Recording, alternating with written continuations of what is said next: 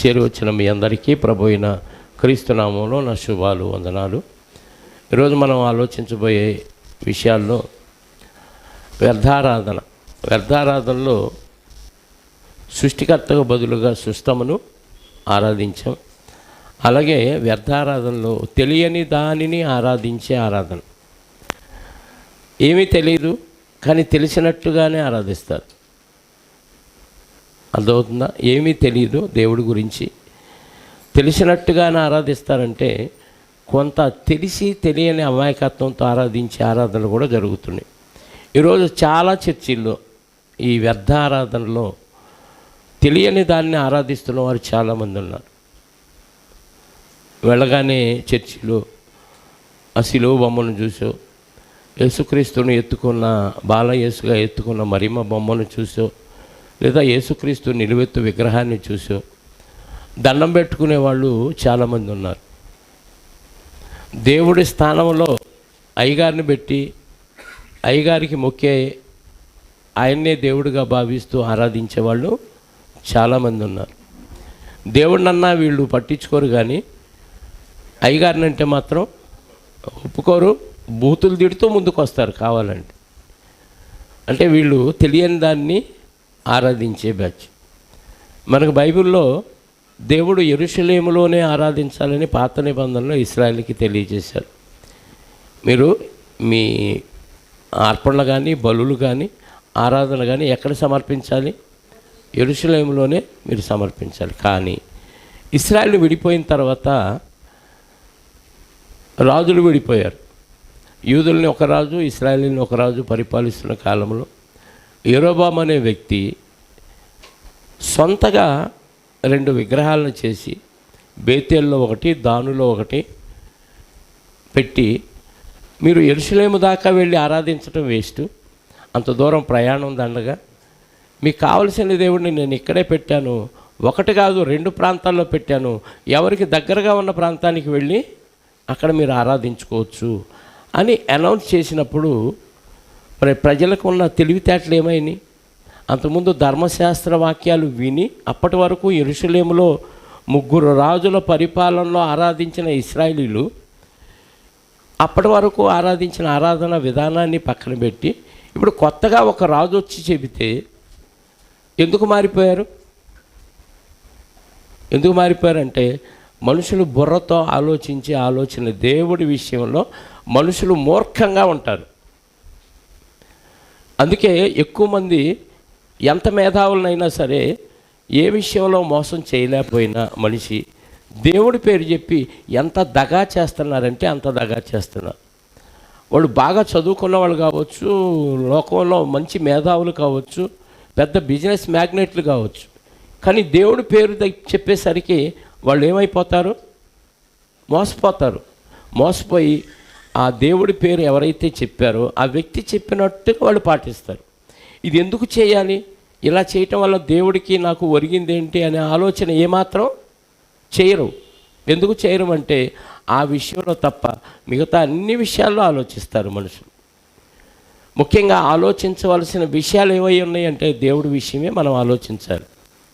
దేవుడి గురించిన అవగాహన మనకు లేకపోతే, దేవుడి గురించిన జ్ఞానం మనం సంపాదించకపోతే ఎవడేది చెబితే దాని పక్క అలా వెళ్ళిపోతాం.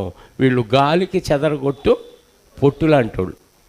గాలి ఇటు వీస్తే పొట్టు అలా మళ్ళీ ఇటు వీస్తే ఇటు నుంచి ఇటు వెళ్ళిపోతుంది. మనకి స్థిరమైన నాలెడ్జ్ ఉండాలంటే దేవుడి గురించిన అవగాహన బైబిల్ని బాగా చదవాలి. బైబిల్ని బాగా చదవకుండా ఎవరేదో చెప్పారు కదా అని అందులో నుంచి ఇందులో నుంచి ఏదేదో తీసేసుకొని జ్ఞానాన్ని బోధిస్తున్నామని మహాజ్ఞానాన్ని బోధిస్తే అందులోకి నువ్వు వెళ్ళిపోయి ప్రమాదంలో పడే అవకాశాలు ఉన్నాయి. ఏమంటే బైబిల్లో ఉన్న పదాలకి బైబిల్లోనే అర్థాలు చూడాలి, బైబిల్లోనే వాటి సారాన్ని మనం వెతకాలి.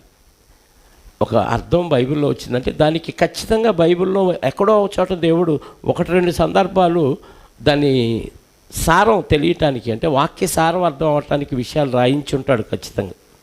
బైబిల్లో వెతకాలి కాబట్టి అది వెతకకుండా లోక సంబంధమైన మనుషులు రాసిన డిక్షనరీలో వెతికామనుకోండి నానా అర్థాలు రకరకాలుగా ఉంటాయి.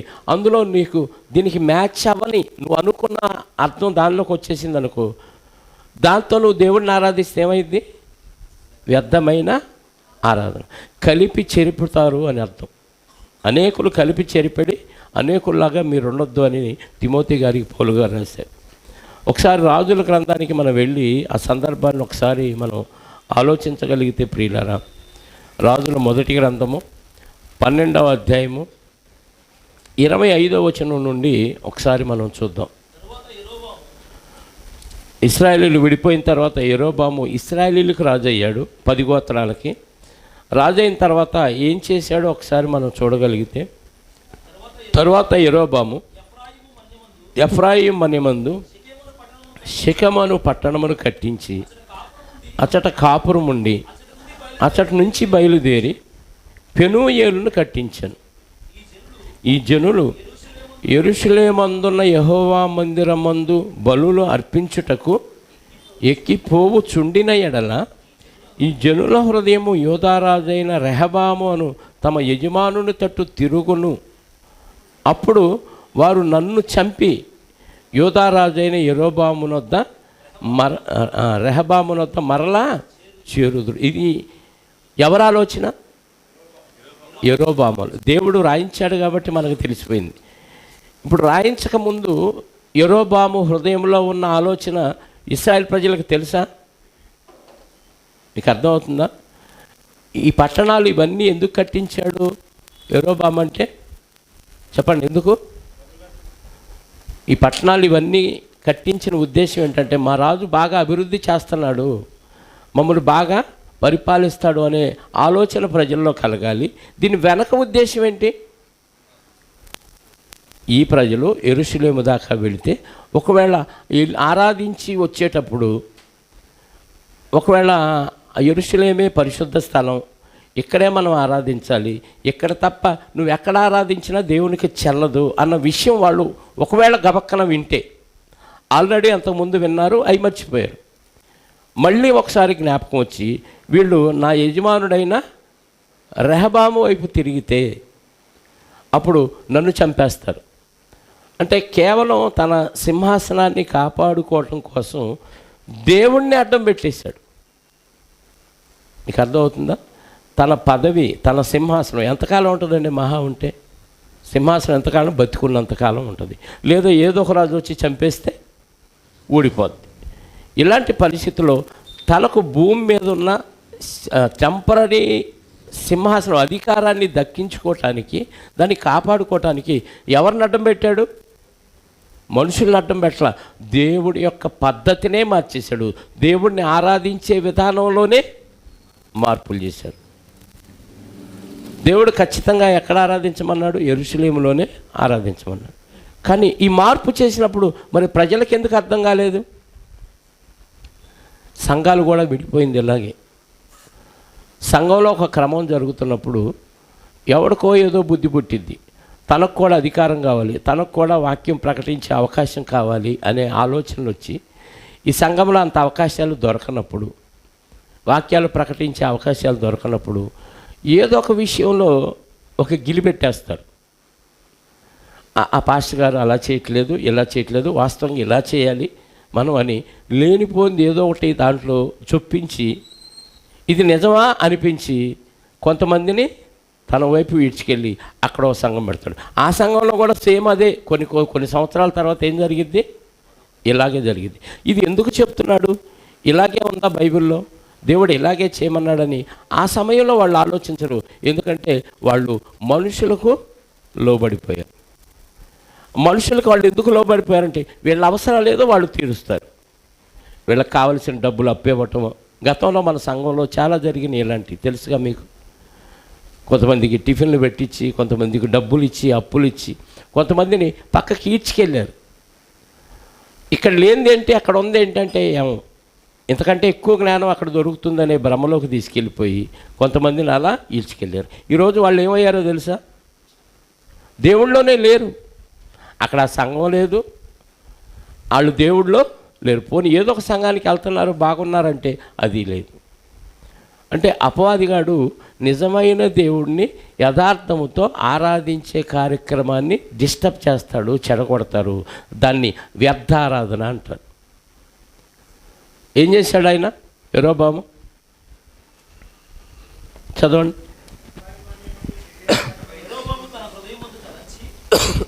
యెరోబాము తన హృదయమందు తలంచి ఆలోచన చేసి 2 బంగారపు దూడలను చేయించి జనులను పిలిచి, యెరూషలేము పోవుటకు బహు కష్టము, ఇశ్రాయేలు వారులారా, ఐగుప్తు దేశంలో నుండి మిమ్మల్ని రప్పించిన మీ దేవుడు ఇవే ఇవే ఇవే ఏవి అవి? బంగారపు. ఏమండి, వీళ్ళ దగ్గర ధర్మశాస్త్రం ఉంది. అప్పటిదాకా వీళ్ళు యెరూషలేములోని ఆరాధించి వచ్చిన వాళ్ళు. సొలొమోను గారి కాలం వరకు ఆయన మందిరాన్ని కూడా నిర్మాణం చేశాడు. అప్పటిదాకా యెరూషలేములో ఆరాధించిన వాళ్ళు ధర్మశాస్త్రాన్ని విన్న వాళ్ళకి ఏం తెలియలా? నిర్గమకాండం 20 అధ్యాయములు చదవండి ఒకసారి, లేదా ద్వితీయోపదేశకాండం 5వ అధ్యాయం కానీ చూడండి. నిర్గమకాండం 20వ అధ్యాయము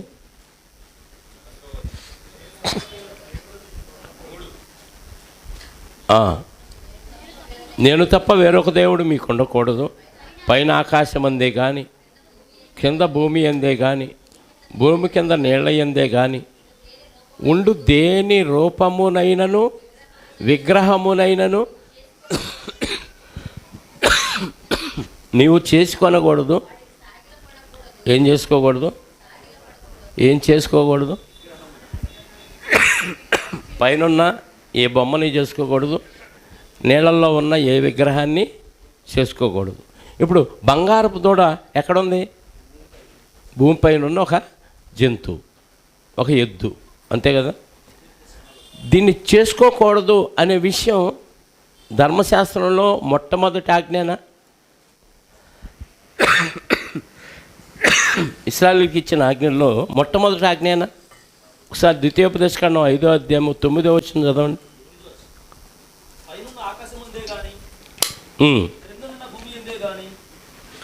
పైనున్న ఆకాశం అందే కానీ, క్రింద ఉన్న భూమి అందే కానీ, భూమి క్రిందనున్న నీళ్ళ అందే కానీ ఉండు దేని రూపమునైనను దేని పోలికనైనను విగ్రహమును చేసుకోనకూడదు, వాటికి నమస్కరింపకూడదు, వాటిని పూజింపకూడదు.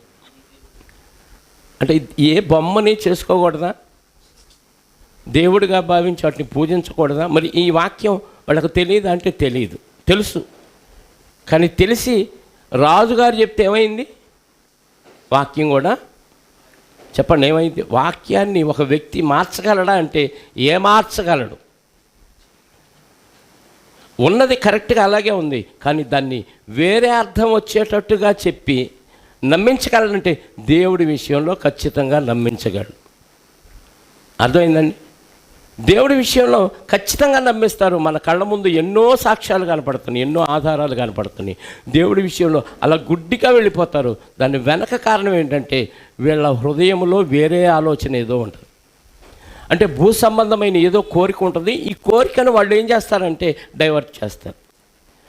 దేవుడిని దేవుడిగా ఆరాధించకుండా, దేవుడు చెప్పిన వాక్యానుసారంగా ఆరాధించకుండా, మనుషులు చెప్పినట్టుగా ఆరాధించే విధానంలోకి తీసుకెళ్ళిపోతారు. అర్థమైందా? ఈ యెరోబాము వీళ్ళని ఇలా డైవర్ట్ చేస్తే వీళ్ళు ఎందుకు నమ్మారో తెలుసా? నేను అనుకుంటున్నాను, నాకు వచ్చిన ఆలోచన, ఇశ్రాయేలు అరణ్యంలో ప్రయాణం చేస్తున్నప్పుడు మోషే గారు ఆజ్ఞలు తీసుకురావడానికి కొండ మీదకి వెళ్ళినప్పుడు అప్పటికి ఇంకా ఈ ఆజ్ఞలు రాలా. ఏ ఆజ్ఞలు? 10 ఆజ్ఞలు ఇంకా రాలేదు. తీసుకురావడానికి కొండ మీదకి వెళ్ళినప్పుడు ఈ లోపు వీళ్ళకి భక్తి పొంగి పొర్లిపోయి అహరోను గారిని పిలిచి, మా ముందు నడవటానికి ఇప్పటిదాకా మమ్మల్ని నడిపించిన మోషే ఏమైపోయాడో మాకు తెలియదు, కాబట్టి మాకు అర్జెంటుగా భక్తి పొంగి పొర్లింది, మాకు భక్తిని కనపరుచుకోవాలంటే మాకు కనపడే దేవుడు కావాలన్నారు. అహరోను గారు ఏమన్నారంటే మీ పిల్లల చెవులకి, మీ చెవులకి, మీ మెడలో ఉన్న బంగారం అంతా ఇచ్చేయండి అనగానే దేవుడి కోసం ఎంత త్యాగం చేశారో తెలుసా? దేనికోసం? భక్తి అలాంటి తీవ్ర స్థాయిలోకి తీసుకెళ్ళి బంగారం ఎవరన్నా వదులుకుంటారా? చెప్పండి. నిజమైన భక్తి కోసం వదులుకోరు, కానీ అబద్ధమైన భక్తి కోసం ఎంతైనా వదులుకుంటారండి. అదే విచిత్రమైన భక్తి అంటే. తెలియని ఆరాధన అంటే ఇలాగే ఉంటుంది. తెలియని ఆరాధనకి దోపిడీ ఎక్కువ. నిజంగా మనకి అందరికీ తెలుసు. ఈ ఆంధ్రప్రదేశ్లో ఉన్న క్రైస్తవ సంఘాలన్నిటిలోకి ఒక ఆదివారం వచ్చే ఆదాయాన్ని లెక్కబెట్టండి, ఒక పుణ్యక్షేత్రంలో వచ్చే ఒక్కరోజు ఆదాయాన్ని లెక్కబెట్టండి. ఏది ఎక్కువ ఉంటుంది? ఎన్నో రెట్లు ఎక్కువ. ఏం తెలుసు? ఏమీ తెలియదు. మరి తెలిసిన వాళ్ళు ఏం చేస్తారు? తెలిసిన వాళ్ళు ఏమీ చేయరు. తెలియనిది ఆరాధించేవాళ్ళు మాత్రం విపరీతంగా ఇచ్చేస్తారు. ఇప్పటిదాకా మోషే గారు నడిపించారు, మోషే గారు సారథ్యంలో నడిచాం. ఆయన చెప్పినట్టే జరుగుతున్నాయన్నీ. మనకు ఆకాశం నుంచి మన్నా కురిపిస్తున్నాడు, ఏ రోగాలు రాకుండా దేవుడు కాపాడుతున్నాడు.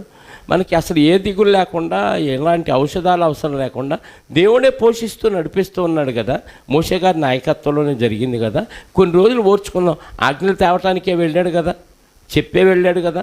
ఏమాయానో మాకు చూడండి. నిర్గమకాండం 32వ అధ్యాయం, నిర్గమకాండం 32వ అధ్యాయము మొదటి నుంచి చదవండి. మోషే కొండ దిగకుండా, అంటే మోషే గారు వెళ్ళి ఎన్ని రోజులు ఉంటానో చెప్పలేదు. వెళ్ళేటప్పుడు వీళ్ళు చూశారు. మహా అయితే 2-3 రోజులు, వారం రోజులు చూసి ఉంటారు, లేదా 10 రోజులు చూసి ఉంటారు. లేట్ అయ్యిందంట.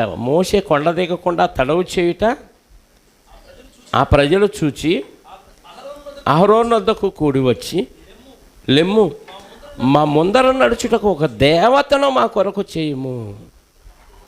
ఎందుకంటే వాళ్ళు అప్పటిదాకా ఐగుప్తులో ఇవే చూశారండి.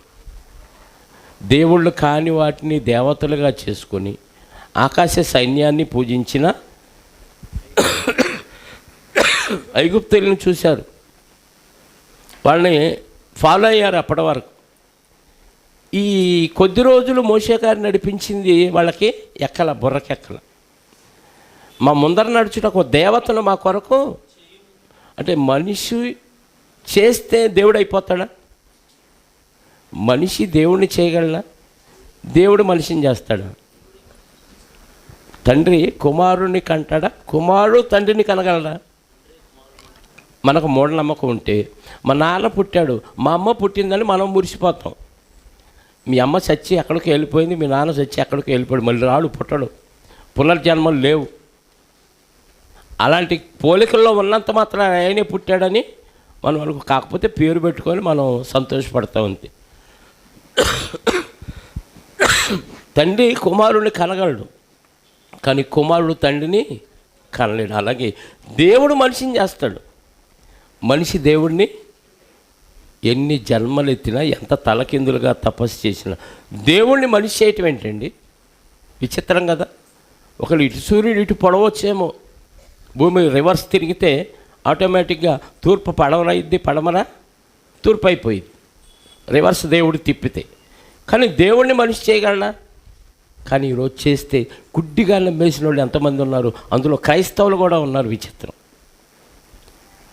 మోషే ఏమైనా మాకు తెలియదు, మా ముందర నడుచుటకు ఒక దేవతను మా కొరకు చెయ్యంటే అహరోను గారు వాళ్ళని సముదాయించలేక బంగారం ఇచ్చేయండి అన్నాడు. చదవండి.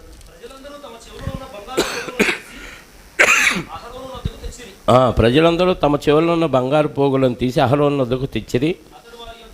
అతడు వారి యొద్ద వాటిని తీసుకొని పోగరతో రూపముని ఏర్పరచి దాన్ని పోత పోసిన దూడగా చేశాను. అప్పుడు వారు, ఓ ఇశ్రాయేలు, ఐగుప్తు దేశంలో నుండి మిమ్మల్ని రప్పించిన మీ దేవుడైన యెహోవా ఇదే. ఇది దూడం చేసి బంగారంతో ఏమన్నారు? ఇప్పుడు రెహబాము ఏమని చెప్పుంటాడు? యెరోబాము ఏమని చెప్పుంటాడు? నేను దూడలను ఎందుకు చేశానో తెలుసా? ఆనాడు మోషే గారి ఆధ్వర్యంలో అహరోను గారే యెహోవా పేరిట దూడం చేశాడు. రెఫరెన్స్ సరిపోయిందా? ఇప్పుడు బైబిల్లో కూడా ఇది నేను ఎందుకు చెప్పానంటే, ఇదిగో పలానా సందర్భంలో ఇది ఉంది, అది ఏ సందర్భంలో ఉంది, ఎవరి గురించి చెప్పాడు, ఇవన్నీ మనకొద్దు. దీనికి సంబంధించిన రెఫరెన్స్ అక్కడ చూపించాడు కాబట్టి మ్యాచ్ అయింది.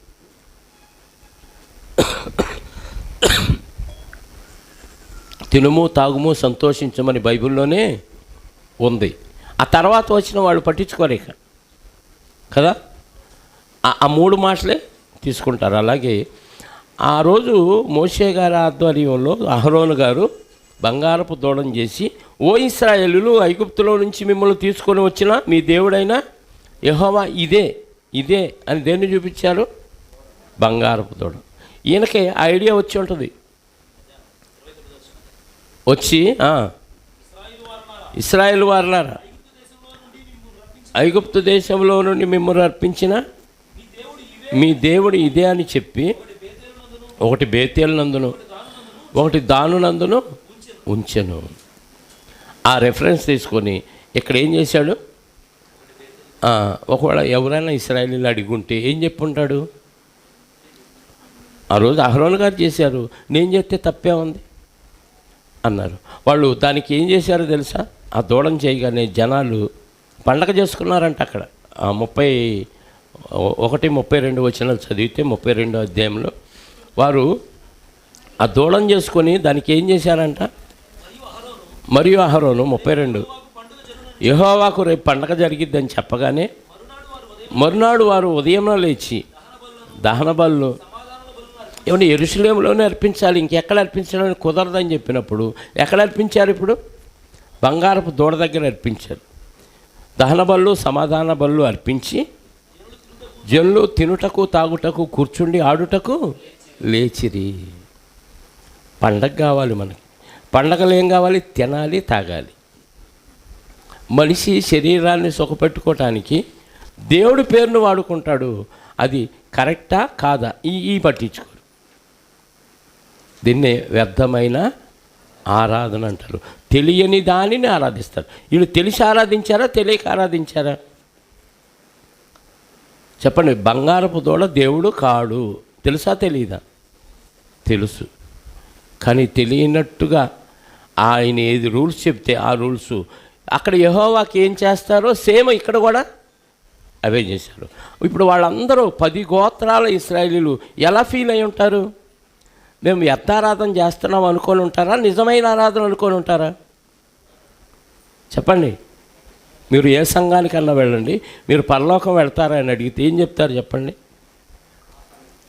మేము వెళ్ళమండి, మా సంఘం వెళ్ళదండి. ఏ ఒక్క సంఘం అన్న చెప్తారా? చెప్పదు. ఏం చెప్తారు? అసలు మా సంఘం తప్ప ఇంకే సంఘం వెళ్ళదు అని పక్కా ఫిక్స్ అయ్యారు. ఎందుకు? మేము కరెక్ట్గా అయ్యగారు చెప్పినట్టే మేము ఆరాధిస్తున్నాం, అయ్యగారు చెప్పినట్టే ఫాలో అవుతున్నాం. అయ్యగారికి కావాలంటే ఇంకా దశమ భాగాలు, ఆ భాగాలు, ఈ భాగాలు. నేను వాట్సాప్లో చూసే కవర్లు ఇచ్చాడు ఒక ఆయన ఒక్కొక్కళ్ళకి. ఆ కవర్లు ఎందుకు ఇచ్చామో తెలుసా? రేపు వచ్చేటప్పుడు ఒక్కొక్కళ్ళు 5,000, ఏది ఫిక్స్డ్ 5,000 ఆ కవర్లో పెట్టి తీసుకొచ్చి మాకు అప్పగించాలి. దాంతోపాటు మీ ప్రార్థన అవసరతలు ఏమైనా ఉంటే ఆ కవర్లో పెట్టి ఇవ్వండి. ప్రార్థన అవసరతలు చదివి మేము ప్రార్థన చేస్తాం, 5,000 మేము బొక్కేస్తాం. ఇస్తారా ఇవ్వరా చెబితే? ఖచ్చితంగా ఇస్తారు. ఎందుకు ఇవ్వాలి? అంత అవసరం ఏంటి? ఏ కార్యక్రమాలు చేస్తారు అయ్యగారు? ఈ 5,000 ఇస్తే, ఇప్పుడు 50 మంది ఇస్తే 55,000 ఎంత అయింది? 5 లక్షల 2.5 లక్ష అయింది. ఈ 2.5 లక్ష ఏం చేస్తారు అయ్యగారు అని ఎవరన్నా అడుగుతారా? ఎవరు అడగరు. ఏ కార్యక్రమం చేయటానికి మీరు అడిగారు అని అడగరు. అయ్యగారికి అవసరం, అడిగారు, ఇచ్చేస్తారు. ఇది వ్యర్థమైన ఆరాధనే కదా. ఇలాంటి ఆరాధనలు ప్రతి సంఘంలో జరుగుతున్నాయి. ఎవరో పరలోకి వెళ్ళే పరిస్థితి కనపడుతుంది. ఇది యేసుక్రీస్తు కాలం దాకా ఫాలో అయిపోయారు. సమరయ స్త్రీ దగ్గరికి యేసుక్రీస్తు వారు వెళ్ళినప్పుడు అక్కడ యేసుక్రీస్తు వారు సమరయ స్త్రీతో మాట్లాడుతూ ఒక మాట అంటాడు. చూడండి, యోహాను సువార్త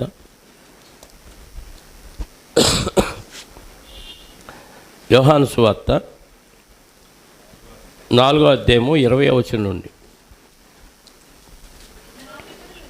మా పితరులు ఈ పర్వతమందు ఆరాధించిరి కానీ ఆరాధింపవలసిన స్థలము యెరూషలేములో ఉన్నదని యేసుక్రీస్తు వారు చెబుతారు అని సమరయ స్త్రీ చెప్తుంది యేసుక్రీస్తు వారితో. అంటే మా పితరులు ఆరాధించిన స్థలం పర్వతం ఏది? ఈ సమరయలు ఆరాధించే ప్లేసు యెరూషలేము కాదు. ఇప్పుడు యేసుక్రీస్తు వారు ఏం చెప్తారంటే, ఆమె ఎక్స్పెక్ట్ చేసింది, మీరు ఈ పర్వతం మీద ఆరాధించారు, కానీ ఇక్కడ కాదు ఆరాధించవలసిన స్థలం, అసలైన ఆరాధించవలసిన స్థలం యెరూషలేములో ఉన్నదని నువ్వు చెబుతావయ్యా అని మాకు తెలుసు అంటుంది సమరయ స్త్రీ. వీళ్ళు ఎక్కడ ఆరాధించారంటే గెరిజీము కొండ మీద ఆరాధించారు. అర్థమైందా మీకు? ఎక్కడ ఆరాధించాలి? యెరూషలేములో ఆరాధించాలి. మరి ఇక్కడ ఎందుకు ఆరాధించారు అప్పటి వరకు చెప్పండి? దీనికి కూడా ఒక రీజన్ ఉంది. ద్వితీయోపదేశకాండం 11వ అధ్యాయం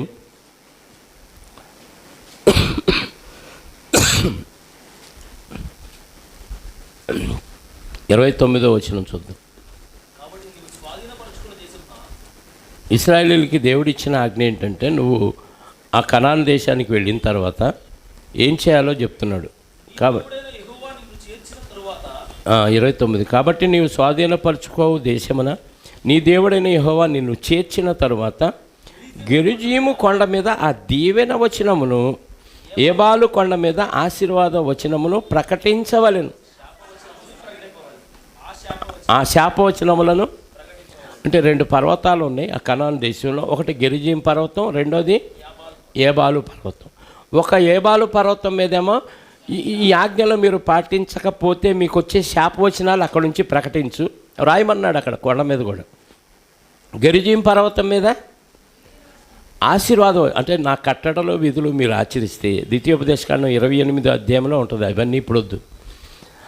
అవన్నీ పాటిస్తే మీకు వచ్చే ఆశీర్వాదాలు ఏ పర్వతం? గెరిజీం పర్వతం మీద ప్రకటించు. ఇప్పుడు ఏ కొండ మంచిది, ఏ కొండ చెడ్డది చెప్పండి? మనకి ఏ కొండ అంటే భక్తి పెరిగిద్ది? మరి ఏబాలు కొండ అంటే అది వద్దు, అది శాపవచనం ఉన్న పర్వతం. అసలు పర్వతమే శాపం. మరి గెరిజీము కొండ అనగానే ఆ పేరు చెప్పగానే ఆశీర్వాదపు కొండ, ఆశీర్వాదపు పర్వతం. రాను రాను ఆ కొండ రాయి అలా తాకితే చాలు నీకంతా స్వస్థత అని పుట్టించినా ఆశ్చర్యం. ఆ కొండవైపు చూస్తే చాలు నీకు అన్నీ మేలులే జరుగుతాయని చెప్పినా ఆశ్చర్యం. ఎవరు చెప్పారు ఇవన్నీ అంటే మనుషులు చెప్పిన పద్ధతులు. దేవుడు చెప్పాడంటే చెప్పలేదు. ఆ కనాను దేశంలో చేరిన తర్వాత ఏ పర్వతం మీద ఏ వచనాలు ప్రకటించాలో మోషే గారు తెలియజేశారు. మోషే గారికి దేవుడు తెలియజేస్తే ఆయన అదే చేశాడు. ఇప్పుడు ఈ సమరయులందరూ యేసుక్రీస్తు వారు వచ్చే కాలానికి ఎక్కడ ఆరాధిస్తున్నారు? గెరిజీం పర్వతం మీద ఆరాధిస్తున్నారు. ఇప్పుడు సమరయ స్త్రీకి ఏమర్థమైందంటే ఇదిగో నువ్వు వచ్చావునైనా ఇక నుంచి గెరిజీం పర్వతం మీద ఆరాధించకూడదు, యెరూషలేములోనే ఆరాధించాలని నువ్వు చెబుతావని మాకు తెలుసు అంటుంది. అప్పటి వరకు ఇశ్రాయేలీయులు అయిన వారు కానీ అన్యులు అయిన వారు ఇశ్రాయేలులోకి వచ్చిన వారు కానీ ఎక్కడ ఆరాధించారు? ఎక్కువ మంది అంటే ఈ గెరిజీం పర్వతం మీద ఆరాధించారు. ఇప్పుడు ఇదంతా అర్థమైన ఆరాధన, వ్యర్థమైన ఆరాధన. తెలిసి ఆరాధించారా, తెలియక ఆరాధించారా? తెలియక ఆరాధించారు. ఎందుకు ఆరాధించారంటే దానికి ఒక రీజన్ చెప్పారు. ఆనాడు యెరోబాము ఒక రీజన్ చెప్పాడు. ఏంటా రీజన్ అంటే ఇదిగో అహరోను గారే బంగారపు దూడను చేయిస్తే ఇశ్రాయేలీయులందరూ అరణ్యంలో ఉత్సవం గావించారు. మనం ఏంటి అంత గొప్పవాళ్ళే చేస్తే, మోషే గారి నాయకత్వంలో వాళ్ళే చేస్తే మనం చేయటం గొప్పే ఉంది. మనం కూడా చేద్దాం. వాళ్ళు ఒకటి చేస్తే మనం 2 దూడలను చేసుకుందాం. కాబట్టి మనం గ్రేట్. వాళ్ళకి ఒకటే ఉంది యెరూషలేములో దేవాలయం. కళ్ళ ముందు ఒక ఆకారం కూడా కనపడదు వాళ్ళకి, దేవుడు అనే ఆకారం ఏం కనపడదు. కానీ మన ఆకారాలు ఎలా ఉన్నాయో తెలుసు? బంగారంతో తయారు చేయబడిన పెద్ద ఆకారాలు. అనగానే నిజంగా గోల్డ్తో చేయబడిన దూడలు. ఏమంటే దేవుడు ఎంత బాధపడ్డాడో తెలుసా? 106వ కీర్తనలో దాని గురించి బాధపడుతూ ఒక మాట అన్నాడండి దేవుడు. కీర్తన గ్రంథం 106వ అధ్యాయము 19వ వచనం. హోరేబులో వారు దూడను చేయించుకొని పోతపోసిన విగ్రహమునకు నమస్కారము చేసిరి, తమ మహిమాస్పదమును గడ్డి మేయు ఎద్దు రూపమునకు మార్చిరి. దేనికి మార్చారంటే గడ్డి తినే ఎద్దు ఎక్కడ, నిత్య జీవం కలిగిన దేవుడు ఎక్కడ? గడ్డి తిని పేడేసి చచ్చిపోయే ఎద్దు ఎక్కడ, అక్షయుడైన దేవుడు ఎక్కడ? అసలు దానికి దీనికి ఏమైనా పోలిక ఉందా? కానీ ఎన్ని లక్షల మంది ఆరాధించారో తెలుసా? అంటే ఇన్ని లక్షల మందిని దేవుడు వైపు నుంచి డైవర్ట్ చేసి వ్యర్థమైన ఆరాధన చేయించవచ్చా అంటే చేయించవచ్చు. అక్కడ జనం ఎక్కువగా ఉంటారు. ఈరోజు చూశారు కదా, తెర మీద ఎక్కడో ఉండి వాక్యం చెప్తుంటే తెర మీద చూసి వచ్చి సంబరంగా షలోమ్ అంటూ వస్తున్నారు చాలామంది. ఇందాక వచ్చేటప్పుడు అనవాళ్ళపూడి మేము వచ్చేటప్పుడు దారిలో నడుస్తుంటే కొంతమంది స్త్రీలను ఎక్కించుకున్నాం. అక్కడ తంగెళమూడిలో దించాం. దిగినాక వాళ్ళు ఏమంటున్నారు? షలోమ్ అంటున్నారు. ఇంకా అక్కడ ఆపి మీటింగ్ పెట్ట ఎందుకులేని వచ్చేసాం. అక్కడ కాపరు ఉన్నాడు. నీకు సమస్య వస్తే పరిష్కారం అక్కడ లభించదు. కాకపోతే డిపాజిట్ చేస్తే నీ పెట్టే చస్తే పెట్టి వచ్చింది, బర్త్డే అయితే కేక్ వచ్చింది. ఈ కేకులకి పెట్టెలకి బలి అయిపోతున్నారు. మనం వెళుతుంది ఎంతవరకు కరెక్టు? నేను ఆ సంఘ కాపరికి తెలుసా? నా సమస్య వస్తే కాపరికి చెప్పుకునే అవకాశం ఉందా? కాపరి నుంచి నాకు సలహాలు వస్తాయా? సంఘస్థులు నాకు ఏమైనా ఆపదలో సహాయపడగలరా? మనం అందరం కలిసి వాక్యం పంచుకుని డిస్కషన్ చేసుకునే అవకాశాలు ఉంటాయా? ఇవేమీ ఆలోచించరండి. ఎవరో చెప్తే అలా మూకమ్మడిగా అలా వెళ్ళిపోతూనే ఉంటారంటే ఎలా వెళ్తారంటే దేవుడి విషయంలో ఎలాంటి వాళ్ళైనా ఈజీగా మోసపోతారు. ఆరాధించాల్సిన విధానంలో ఆరాధించరు, వ్యర్థమైన ఆరాధనలు చేస్తారు. యేసుక్రీస్తు తర్వాత కాలంలో కూడా వ్యర్థమైన ఆరాధనలు జరుగుతూనే ఉన్నాయి. ఎక్కడంటే యూదుల్లోనే జరుగుతున్నాయి. పౌలు గారు ప్రయాణం చేస్తూ ఒక ప్రాంతానికి వచ్చినప్పుడు 14వ అధ్యాయం అపోస్తల కార్యాల గ్రంథం 7వ వచనం నుండి చూడండి ఒకసారి. అపోస్తల కార్యాల గ్రంథం 14వ అధ్యాయం. లుస్త్రాలో బలహీన పాదములు గల ఒకడుండెను. ఏ ప్రాంతం ఇది? లుస్త్రా అనే ప్రాంతం. అటు పుట్టినది మొదలుకొని కుంటివాడై ఎన్నడూ నడవలేక కూర్చుండి ఉండేవాడు. అతడు పౌలు మాట్లాడుతూ వినెను. పౌలు అతని వైపు తేరి చూసి స్వస్థత పొందుటకు అతనికి విశ్వాసం ఉండేనని గ్రహించి అతని పాదములు మోపి నడుమని మోపి సరిగా నిలువమని బిగ్గరగా చెప్పినప్పుడు అతడు గంతులు వేసి నడవసాగి. అంటే పుట్టి కుంటోడికి కాళ్ళు తెప్పించాడు పౌలు గారు.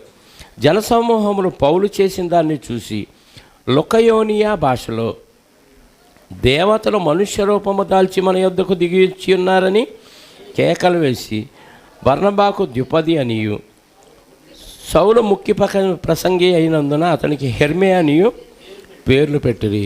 ద్యుపది, హెర్మే అనేది ఆల్రెడీ వారు ఆరాధిస్తున్న దేవతల పేరు. అంటే ఒక అద్భుత కార్యం, ఒక మహత్కార్యం ఏదైనా జరగగానే చేసిన వ్యక్తి ఏమైపోతున్నాడు? వీళ్ళ దృష్టిలో దేవుడు అయిపోతున్నాడు. ఏ దేవుడు అవుతున్నాడంటే ఆల్రెడీ నిజమైన దేవుడా అనే ఆలోచన అప్పుడు కూడా రాదు. వాళ్ళు ఆల్రెడీ కొంతమంది దేవుళ్ళుగా భావించి కొంత దేవతలను పూజిస్తూ ఉన్నారు, ఆరాధిస్తూ ఉన్నారు. అంటే వ్యర్థమైన ఆరాధనలోనే ఉన్నారు.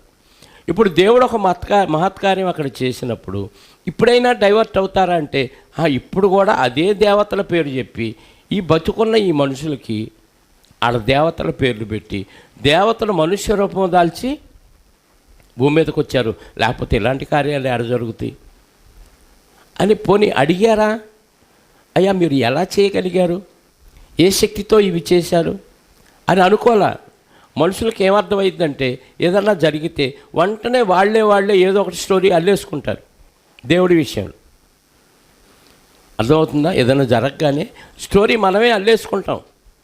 దేవుడిని అడగం, వాక్యానుసారంగా ఎలా ఉందా అనేది విచారించం. దేవుడి విషయాలు అంత ఫూలిష్గా ఆలోచిస్తారు మనుషులు. లుకయోనియా భాషలో మనుషులు దేవుని దేవతల రూపం ధరించి, దేవతలు మనుష్య రూపం ధరించి మన యొద్దకు దిగి ఉన్నారని బర్నబాకు ద్యుపతి అనియు, పౌలు ముఖ్య ప్రసంగి అయినందున అతనికి హెర్మే అనియు పేర్లు పెట్టిరి. పట్టణము ఎదురుగా ఉన్న ద్యుపతి యొక్క పూజారి ఎడ్లను పోదండలను ద్వారముల యొద్దకు తీసుకొని వచ్చి సమూహములతో కలిపి బలి అర్పించవలన ఉండెను. అంటే మనుషులకి వీళ్ళు దేవుళ్ళుగా భావించి ఏం చేశారు? బలి అర్పించడానికి. ఆల్రెడీ ఆ దేవత పేరు మీద ఒక పూజారి ఉన్నాడు, ఒక గుడి ఉంది, ఆ పూజారి దగ్గర ఎడ్లు ఉన్నాయి. ఎడ్లు ఎందుకంటే ఆ దేవతకు బలి ఇవ్వటానికి పూజారి ఎడ్లనే తీసుకొచ్చి వీళ్ళకి బలిస్తున్నారు. అంటే ఆ దేవతే ఇదిగో ఎడ్ల రూపంలో వచ్చి ఇన్ని మహత్కార్యాలు చేయగలిగింది. కుంటోడికి కాళ్ళు రప్పించింది. అంటే అప్పటి వరకు వీళ్ళు ఏ ఆరాధనలో ఉన్నారు? వ్యర్థమైన ఆరాధనలో ఉన్నారు. పోనీ నిజం ఇప్పుడన్నా తెలుసుకుంటారా? ఏ శక్తితో మీరు ఈ కార్యక్రమాలు చేశారు అని అడిగారా అంటే అడగలేదు. వాళ్ళు పేతురు యోహాను కుంటివాడిని బాగు చేసినప్పుడు వాళ్ళు తేరి చూశారు పేతురు యోహాను వైపు. అపోస్తలుల కార్యం 3వ అధ్యాయం తీయొద్దులేండి. అప్పుడు ఎందుకు మా తట్టు తేరి చూస్తున్నారు? మా సొంత శక్తి చేతనైనను భక్తి చేతనైనా నీ కార్యాలు మేము చేయలేదని వాళ్ళు తేరి చూడటం వల్ల వాళ్ళకి సువార్తను ప్రకటించే అవకాశం పేతురు యోహాను గారికి వచ్చింది 3వ అధ్యాయంలో. కానీ ఇక్కడ అవకాశాన్ని ఇవ్వలేదు. వెంటనే వాళ్ళకి భక్తి పొంగిపోయి అహరోను గారి దగ్గరికి వెళ్ళి మాకు అర్జెంటుగా దేవుడు కావాలి, ఒక దూడం చేయని అడిగినట్టు వీళ్ళ భక్తి పొంగిపోయి ఏం చేశారు? పూజారి ఎడ్ల దగ్గరికి వెళ్ళారు, ఎడ్లను తీసుకొచ్చారు. అర్జెంటుగా వీళ్ళకి బలిలు ఇవ్వటానికి సంబరాలు ప్రారంభించారు. అంటే వీళ్ళకి తిరిగి మాట్లాడే అవకాశాలు కూడా ఇవ్వాల. అయినా పౌలు గారు కలుగ చేసుకొని ఏం చేశారో చూడండి. 14వ వచనం. అపోస్తలులైన బర్నబాయు పౌలు ఈ సంగతి విని తమ వస్త్రములు చింపుకొని సమూహములోనికి చొరబడి అంటే బట్టలు చింపుకున్నారండి. బట్టలు చింపుకోగానే అందరి దృష్టి డైవర్ట్ అయిద్దా? అయ్యిద్ది. మామూలుగా ఉన్నారనుకోండి అందరి దృష్టి వీళ్ళ వైపు డైవర్ట్ అవ్వదు. బట్టలు చింపుకొని ఇదేంట్రా ఇంత అద్భుతాలు చేసిన వాళ్ళు బట్టలు చింపుకుంటున్నారేంటి అని ఆలోచిస్తారు. ఆ సమూహం సంబరాలు చేయటానికి ఉంటే ఆ సమూహంలోనికి చొరబడ్డారు. చొరబడి వాళ్ళతో బతివలాడుతూ కేకేసి చెప్తున్నారు, అయ్యలారా మీరు ఎందుకు ఇలాగూ చేయుచున్నారు? మేము కూడా మీ స్వభావం వంటి స్వభావం గల మనుషులమే. మీరు ఈ వ్యర్థమైన వాటిని విడిచిపెట్టి ఆకాశమును భూమిని సముద్రమును వాటిలో ఉండు సమస్తమును సృజించిన జీవము గల దేవుని వైపు తిరగవలనని మీకు సువార్త ప్రకటించుచున్నాము. నువ్వు అనుకున్న ఈ ఎద్దు, నువ్వు అనుకున్న ఈ దేవత వీళ్ళు ఆకాశాన్ని భూమిని సముద్ర జలాల్లో ఉన్న జీవరాశుల్ని సృజించలేదు. మీరు ఇవే దేవుళ్ళుగా భావించి ఇప్పటిదాకా వ్యర్థంగా ఆరాధించారు. అసలైన సృష్టికర్త ఉన్నాడు, ఆకాశాన్ని భూమిని సృజించిన సృష్టికర్త. ఈరోజు మన కళ్ళ ముందు కనపడుతున్న వాటన్నిటినీ సృజించిన సృష్టికర్త ఉంటే సృష్టికర్తను విడిచిపెట్టి సృజించబడిన వస్తువుల్లో దేవుణ్ణి చూసి వ్యర్థంగా ఆరాధిస్తున్నారు. నిజమైన దేవుణ్ణి మీకు పరిచయం చేయటానికి మేము వచ్చామని వాళ్ళు బతిమలాడుకుంటున్నారు. 16. ఆయన గతకాలంలో సమస్త జనులను తమ తమ మార్గంలో నడవనిచ్చెను. ఆయన ఆకాశము నుండి మీకు వర్షమును ఫలవంతమైన ఋతువులను దయచేయచ్చు, ఆహారం అనుగ్రహించుచు ఉల్లాసముతో మీ హృదయములను నింపుచు మేలు చేయుట చేత తన గురించిన సాక్ష్యము లేకుండా చేయలేదని బిగ్గరగా చెప్పిరి. వారు ఇలాగూ చెప్పి తమకు బలి అర్పింపకుండా సమూహమును ఆపుటకు బహు ప్రయాసైన. అంటే వ్యర్థమైన ఆరాధన చేస్తున్న వారిని ఆపటం కష్టమైపోయిందండి. ఇది తప్పని చెప్పినా వాళ్ళకి అర్థం కావట్లేదు. దేవుళ్ళు కానివి వాళ్ళు అనుకున్నవి దేవతలుగా చేసుకొని ఇదే దేవుడు అనుకొని దానికోసం ఎంతటి త్యాగానికైనా ఎంతటి అఘాయిత్యానికైనా వాళ్ళు ముందుకు సాగే భక్తి వ్యర్థమైన ఆరాధనలో ఉంది. నిజమైన ఆరాధనలో కనపడని ఈ త్యాగం,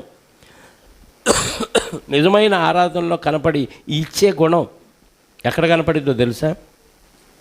వ్యర్థమైన ఆరాధనలో కనపడింది. వ్యర్థమైన ఆరాధనకి ఎంతైనా ఇచ్చేస్తారు, ఎంతైనా త్యాగం చేస్తారు. నేను దేవుడికి ఇచ్చానని ఫీల్ అయిపోతాడు వాడు. దాంతో వ్యర్థంగా ఖర్చు పెట్టినా తీసుకున్నవాడు దాన్ని దుర్వినియోగం చేసినా వీడికి అనవసరం. నేను ఎవరికి ఇచ్చాను ఫీల్ అవుతాడు,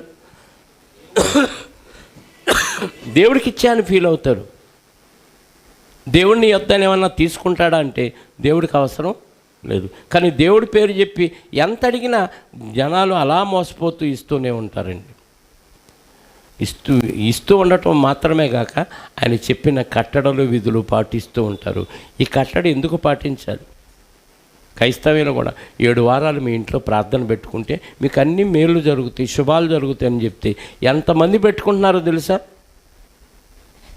క్రైస్తవులకు వచ్చిన స్త్రీలు కానీ పురుషులు కానీ 7 వారాలు తోటకు రండి, మీకు మేలు జరిగిద్ది అంటే గుడ్డిగా తోటకెళ్ళి 1 గంట 2 గంటలు ఉండి ఆ తోటలో పెట్టే భోజనం చేసి వచ్చి అమ్మయ్య మాకు దేవుడి ఆశీర్వాదం వచ్చిందని సంబరపడేవాళ్ళు చాలామంది. పోనీ ఇది ఉందా బైబిల్లో అంటే లేదు, ఉందా లేదా చూస్తారంటే చూడరు.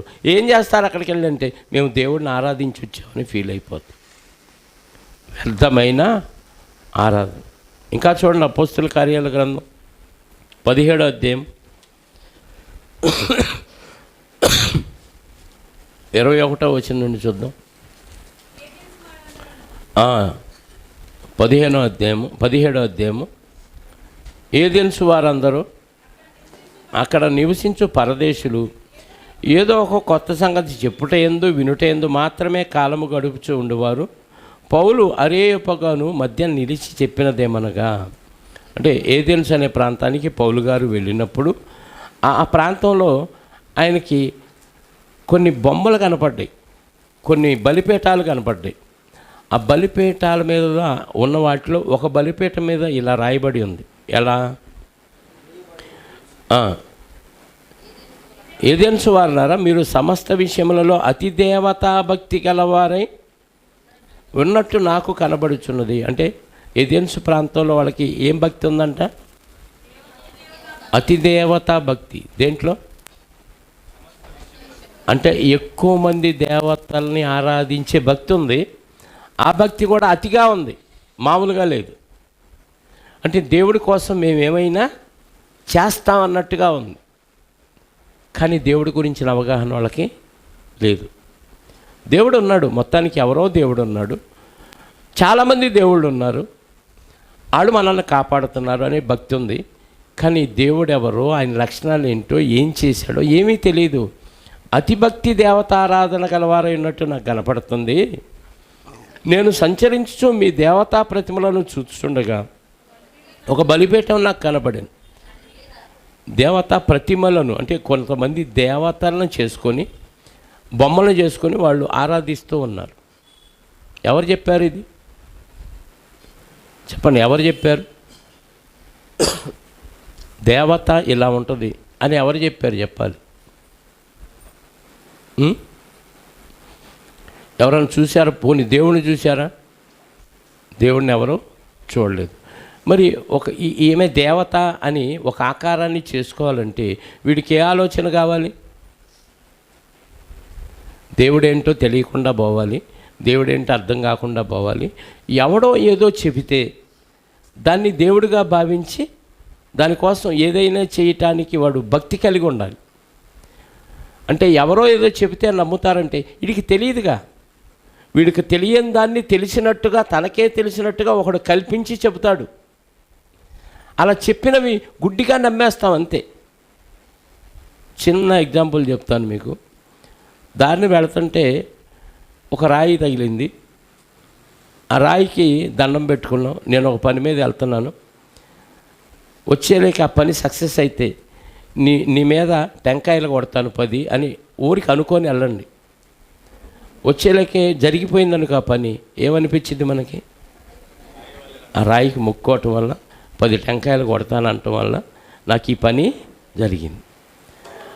ఇంకా ఆటోమేటిక్గా ఇంకోసారో 2 సార్లు అలా జరిగింది అనుకోండి, ఆ రాయి మీద మనకి ఏమనిపించింది? ఇది మామూలు రాయి కాదు, ఇదొక దేవత, దీనిలో ఏదో మహిమ ఉంది. ఆ రాయి విస్తీర్ణం పెరిగిద్ది, దాని చుట్టూ ప్రహరీ గోడ కడతారు కదా. ఈ మాట ఊరుకుంటావా? ఏదో పిచ్చిదానా, నీకేం తెలుసు? నేను అనుకున్నాను ఈ రాయికి మొక్కు అని అనుకుంటే నాకు అన్నట్టే జరిగినాయి. నువ్వు మొక్కొని చూడు జరిగిద్దో లేదో అంటే 10 మంది మొక్కుంటారు, 2కి జరిగింది అనుకోండి, ఏమైంది? రాయి యొక్క ప్రభావం పెరిగిపోయింది. రాయి కొన్నాళ్ళకి ఏమైంది? రాయి దేవత అయిపోతుంది. అంటే మనుషులు ఎలాంటి ఉన్నారంటే శరీర సంబంధమైన ఏదో అవసరాలు తీరితే అవసరాలు తీరటానికి కారణమైన చెట్టో పొట్టో రాయో రప్పో దాన్ని ఏమనుకుంటున్నారు? దేవుడిగా భావిస్తున్నారు. దానికి కొన్ని రూల్స్ అండ్ రెగ్యులేషన్స్ కల్పిస్తారు వీళ్ళే. ఆ రాయి దగ్గరికి చెప్పులు వేసుకొని రాకూడదు, ఆ రాయి దగ్గరికి నువ్వు దూరంగా ఉంటే రాకూడదు. ఎవరు చెప్పారు? ఈడు చెప్పాడు. ఓహో, ఈ దేవత యొక్క నియమాలేంటి? ఈ రాయి దేవత యొక్క నియమాలేంటి? చెప్పులు వేసుకొని రాయి దగ్గరికి వెళ్ళకూడదు. చూసారా, కొన్ని రూల్స్ వచ్చేసినాయి అక్కడ. ఇలాంటివి కోకొల్లలుగా ఉన్నాయి సమాజం. ఇవన్నీ ఆరాధిస్తున్నాం దేవుడిని, మాకు జరుగుతున్నాయి, మేము ఆరాధిస్తున్నాం కాబట్టే దేవుడు మాకు మేలు చేస్తున్నాడు, మాకు అన్నీ కలిసి వస్తున్నాయి, చక్కగా జరుగుతున్నాయని ఫీల్ అయిపోతున్నావు అనుకోండి, ఇంకా నువ్వు నిజ దేవుడిని తెలుసుకునే అవకాశం లేదు, నిజ దేవుడిని నిజంగా ఆరాధించే అవకాశం లేదు. ఇక ఈ జనజీవన స్రవంతిలో ఈ వ్యర్థమైన ఆరాధనలు అలా కొట్టుకుపోతూ ఒక్కసారి మరణించగానే ఏమైపోద్ది? నా బతుకెందుక ఇక్కడ అగ్నిలోకి వచ్చిందని ఆలోచిస్తే ఏమైంది? నువ్వు చేసిన ఆరాధన వ్యర్థం వ్యర్థం వ్యర్థం. దేవదూత ఆరాధన వ్యర్థమైన ఆరాధనలో ఇది ఒక భాగం. ఇంకా చదవండి 28, 29 వచనాలు కూడా.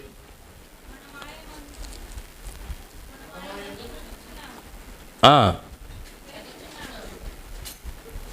17వ అధ్యాయం అపోస్తుల కార్యాల గ్రంథం. ఇంకా చదవండి, ఇక్కడ కంటిన్యూషన్. నేను సంచరించు మీ దేవతా ప్రతిమలను చూచుండగా ఒక బలిపీఠం నాకు కనబడను, దాని మీద తెలియబడని దేవునికి అని వ్రాయబడి ఉన్నది.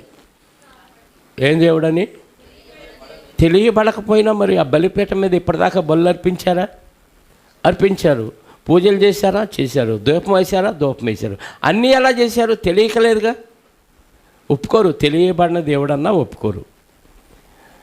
కానీ పౌలు గారు టెక్నిక్గా నాగ్గా వాళ్ళకి, మీరు ఎవరైతే తెలియదు అన్నారో ఆ దేవుడు నాకు తెలుసు, నేను పరిచయం చేస్తాను వినండి అని ఆ దేవుడి లక్షణాలు ఏం చేశాడో చెప్తున్నాడు. 24 జగత్తులో అందున్న సమస్తమును నిర్మించి దేవుడు తానే ఆకాశములకు భూమికి ప్రభువైనందున హస్తకృతమైన ఆలయములలో దేవుడు అంటే ఒక విషయాన్ని వాళ్ళకి కొండబద్దలు కొట్టినట్టుగా చెప్పాడు. మీరు ఈ బొమ్మలు చేశారు, ఇక్కడ బలిపీఠం కట్టారు, ఆ దేవుడు ఎవరో మాకు తెలియదు అన్నారు. కానీ నిజమైన దేవుడు ఎవరో తెలుసా? ఆకాశాన్ని భూమిని కలిగించి నిర్మించి, ఆ నిర్మించిన దేవుడు తాను నిర్మించిన వాటిల్లో నివసించడు.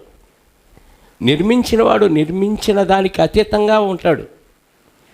నిర్మించబడిన దాంట్లో తాను నివాసం ఉండడు. అనగానే ఓహో, మనం నిర్మించిన ఈ బలిపీఠంలో దేవుడు ఉండడా, మనం ఇదే దేవుడు అనుకున్నాం ఇప్పటిదాకా అని వాళ్ళకు ఒక విషయం అర్థమైపోయింది. ఆయన అందరికీ జీవమును ఊపిరిని సమస్తమును దయచేయువాడు గనుక తమకు ఏదైనా కొదువు ఉన్నట్టు మనుషుల చేతులతో సేవింపబడివాడు. అంటే అందరికీ ఆయన ఇచ్చేవాడే కానీ నాకు ఇది కొదువు ఉందని మీ దగ్గర అడుక్కునేవాడు కాదు.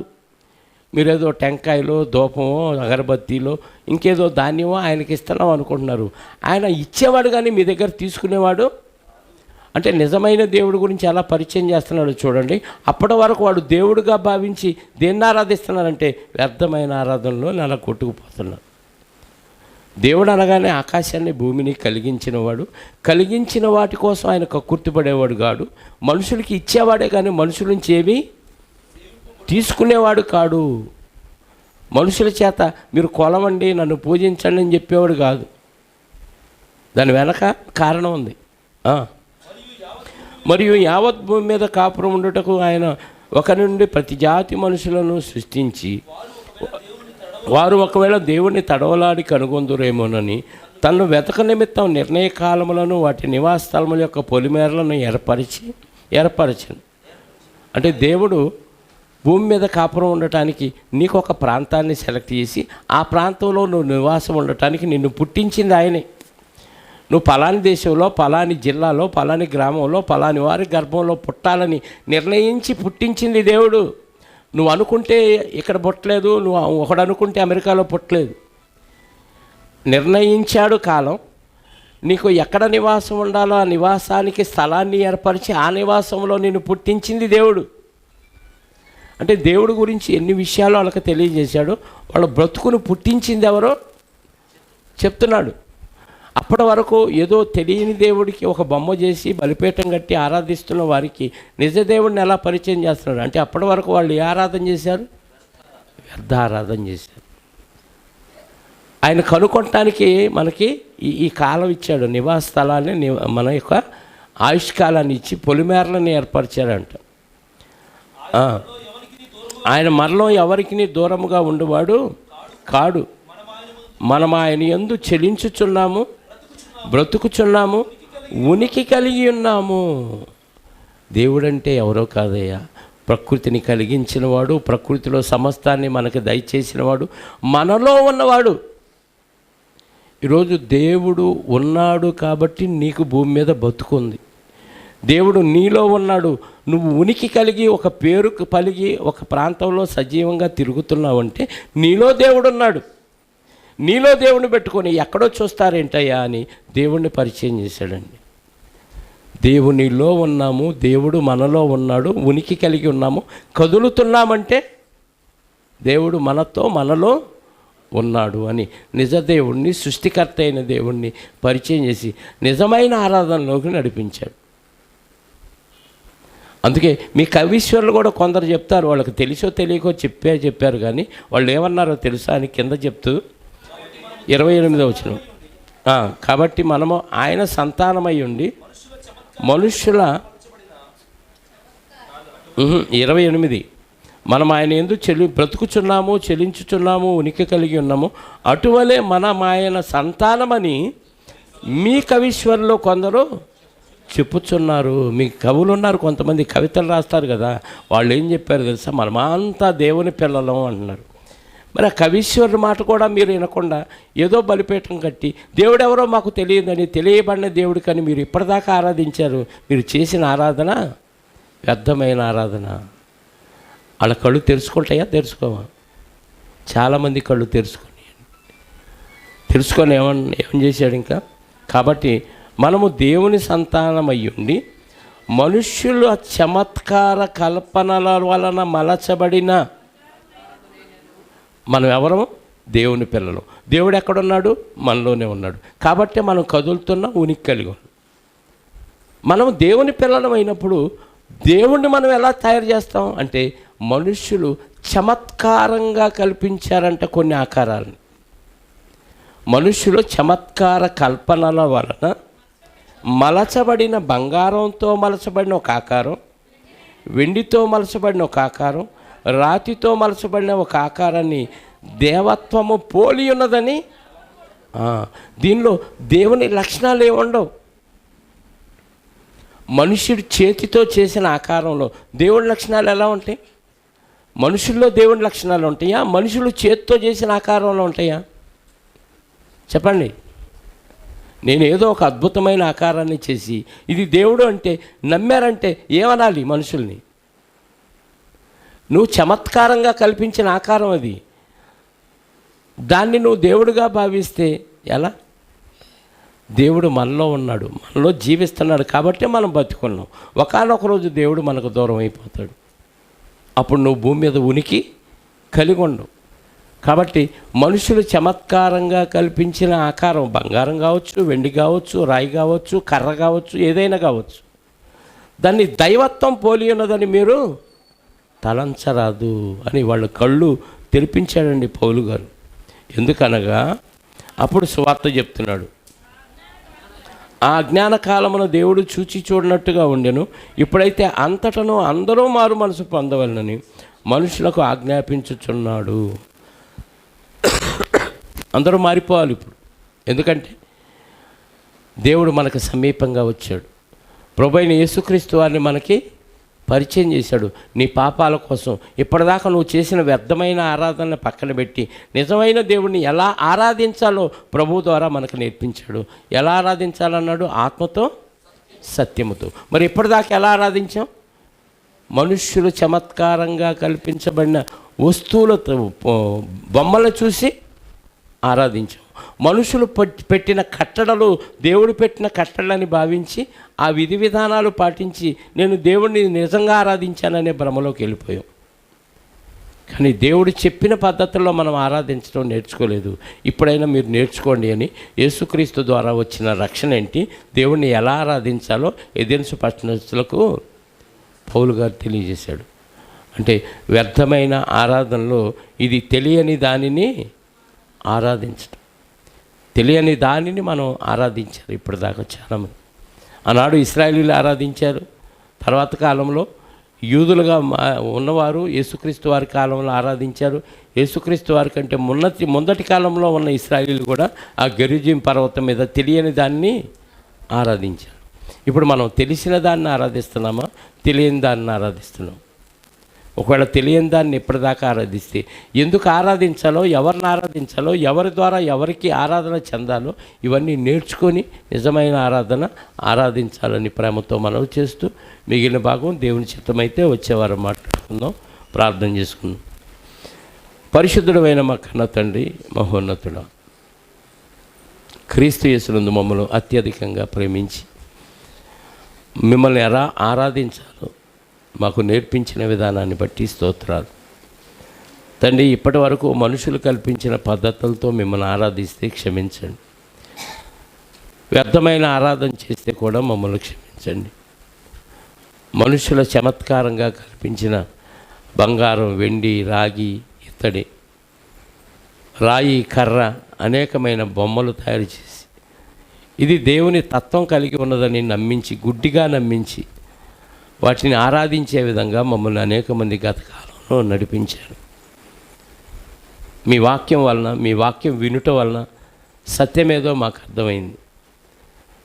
నిజమైన ఆరాధన అనగానే ఆత్మతో సత్యముతో మిమ్మల్ని ఆరాధించాలని, వాక్యానుసారంగా అదే ఆరాధించడం అని మాకు తెలియచేసిన విధానాన్ని బట్టి స్తోత్రాలు. ఇప్పటి వరకు వ్యర్థమైన ఆరాధనలో మీ పిల్లలు ఎవరైనా ఉంటే వారిని దారి మళ్లించండి. ఎదెన్సు పట్టణస్థులు ఎలాగైతే దారి మళ్ళారో అలా మీ పిల్లలు దారి మళ్ళీ నిజమైన ఆరాధన చేయగలిగే భాగ్యాన్ని వారికి అనుగ్రహించమని కోరుకుంటూ, వచ్చిన బిడ్డలందరినీ సురక్షితంగా వారి కుటుంబాలకు చేర్చండి. ఇవనైనా మరి ఆంధ్రప్రదేశ్, భారతదేశానికి కొంత ముప్పు వాటిండి ఉండగా తుఫాను, మరి ముందా అనే తుఫాను అని పేరు పెట్టారయ్యా. ఆ తుఫాను మరి 3 రోజులు భయంకరంగా ఉంటుందని స్కూళ్ళకు కూడా, ఆఫీసులకు కూడా సెలవులు ఇచ్చారు. మీ చిత్తమైతే దాని యొక్క ప్రభావం నుంచి మమ్మల్ని కాపాడండి.